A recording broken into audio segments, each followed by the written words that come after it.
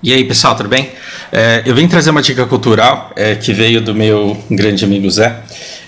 Ele começou a assistir Sangetsu no Lion na Netflix e falou, cara, por favor, assiste porque é muito legal. E assim, a descrição que ele me deu é bastante convincente, parece ser legal mesmo e eu acho que eu vou assistir. Essa série fala de um menino e esse protagonista, ele é jogador profissional de shogi, que é um jogo que eu também gosto. E aí, como eu vou assistir, eu vou trazer, conforme eu for assistindo, algumas impressões que vocês que não jogam o jogo talvez não peguem conforme vocês forem assistindo o seriado. Então eu não vou falar nada sobre o seriado em si, bom, pelo menos por enquanto, né? Depois se eu ficar com vontade eu falo. Mas nesse vídeo hoje eu não vou falar sobre o seriado em si, sobre os personagens, sobre nada disso.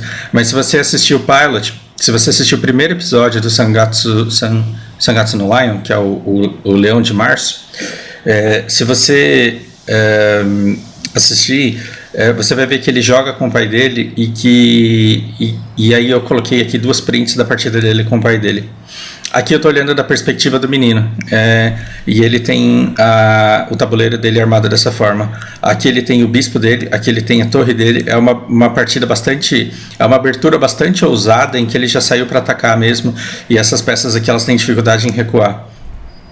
O pai dele, ele fez uma configuração chamada Naguma, que literalmente é a toca do urso, o buraco do urso, em que você coloca o seu rei e você fecha ele, você levanta essa torre aqui, ó, essa torrezinha que só vai para frente, ela não vai para o lado, ela é uma lança, ela não é uma torre, ela só vai para frente.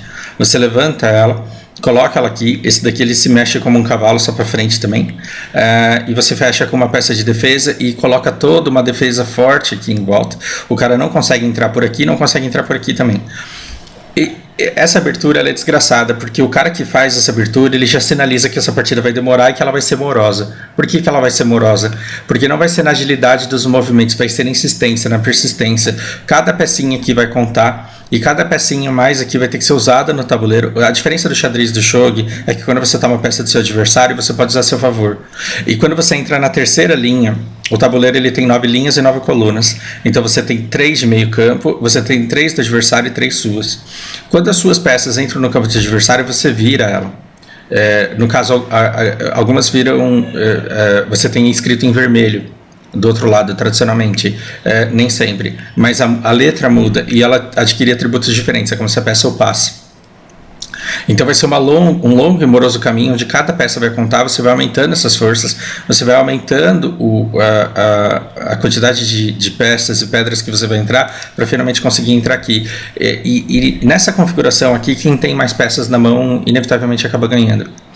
Só que o japonês ele se comunica muito pelo que não é dito, e existe um certo comportamento. Aqui a gente está tendo o filho jogando contra o pai, certo? E a trama ela vai colocar muito a respeito do relacionamento dos dois. Mas tradicionalmente, quando um mestre ensina um discípulo a jogar, e principalmente quando ele tem que avaliar o nível de um discípulo, de um novo jogador, é muito comum que os mestres eles façam essa abertura aqui, colocando o rei aqui. Para quê? Porque ele já está dando sinais de que ele não vai atacar, de que o discípulo ele vai ter que atacar e ele vai ter que conseguir entrar aqui ao longo de muita persistência. Também sabe-se que um mestre de quinto, sexto dan de shogi jogando contra um aprendiz é uma grande injustiça.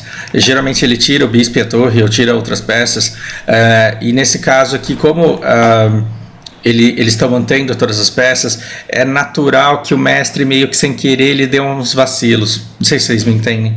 Então o mestre sem querer dar uns vacilos para quê? Para dar chance pro discípulo demonstrar sua capacidade de encontrar a oportunidade e conseguir tomar a peça dele. Então ele começa a se dar bem conforme ele vai conseguindo captar as aberturas que o mestre criou intencionalmente para que ele conseguisse explorar aquilo e conseguisse começar a obter vantagem no jogo. Uma outra print, são só essas duas nesse vídeo, tá, gente? Na segunda print você vê uma visão mais avançada da partida, e essa perspectiva não é do filho, é do pai. O pai está jogando desse lado. O que você percebe? O filho ele conseguiu virar o bispo e a torre dele. O bispo e a torre dele estão aqui, ó. A torre do pai está aqui, não está virada ainda, ou seja, essa torre ela não conseguiu invadir o território do inimigo. E o que você percebe? A mão do pai só tem peão. Porque esse daqui é um xadrez que quando você toma a peça do seu adversário, ela vem aqui e você pode escolher qualquer lugar do tabuleiro livre em que você queira colocar essa peça. Então você percebe que o pai só está com a torre, ele não tem bispo no mapa, no tabuleiro. O filho, ele está com a torre com o bispo virado e o bispo dele não está aqui. Então o que a gente entende dessa imagem? A gente entende que o bispo só pode estar aqui com ele. Então ele é dono de duas peças fortes que estão viradas, e ele tem um bispo aqui e o pai dele só tem uma torre. E no próximo movimento ele vai levantar um peão e essa torre aqui vai ficar sem escapatória. Vamos olhar, esse daqui é um peão, ó. Esse peão, esse peão, esse peão, esse peão, esse peão. Quando eles entram no território do inimigo, eles viram esse toll. E esse toll, ele vale por um kim, ele vale por uma pedra ouro. E ele só não pode voltar nas diagonais. Esse Kim ele pode ir para qualquer lugar menos para essas diagonais. Não se preocupem para aprender isso agora. Até o final do seriado eu vou ensinar esse jogo inteiro para vocês, caso vocês tenham interesse, lógico. Mas o que vocês têm que entender é que esse Toei ele vale para uma peça Kim e ele pode ir para todos esses lados aqui, exceto as diagonais para trás. Tudo bem? Significa que essa peça está ameaçando essa casa e essa casa. Essa casa também.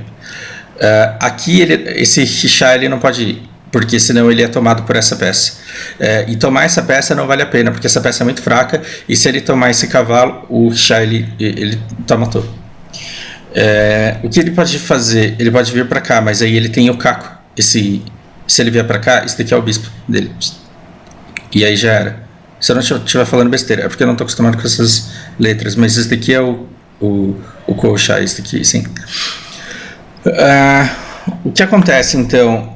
Essa pedra ela só pode ir para trás, e no movimento seguinte ele vai para trás e o cara coloca um peão aqui, e aí ele fala Nai na. O que é esse Nai? É tipo não, Nai é não haver, não existir, não tem jeito, né? Acabou. E aí o pai dele vai e fala assim, acabou, perdi. E aí ele termina com um elogio assim, você melhorou muito, você ficou muito mais forte. E aí de novo, os japoneses eles se comunicam muito por aquilo que não é dito. O filho ele ganha, ao invés de ficar feliz, ele fica revoltado, e ele entra no trem e dá uma porrada na porta do trem e fala assim, mentiroso. E por que isso dói tanto ao ponto dele chorar? Porque ele saiu daqui sem saber o que ele queria, muito provavelmente. Isso daqui já é interpretação pessoal minha. Tem que ver com o escritor do mangá lá, se é isso que ele pensou também.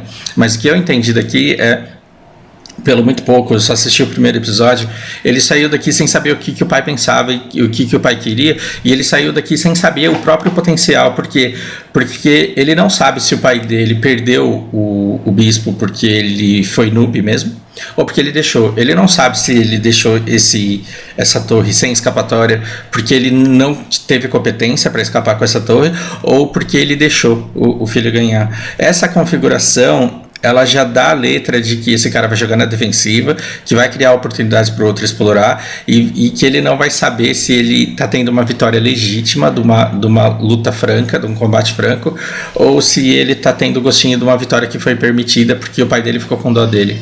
Então esse primeiro episódio ele já capta bastante por conta dessa subjetividade. E já mostra que esse jogo ele é muito importante para preencher as entrelinhas que os diálogos deixam abertos.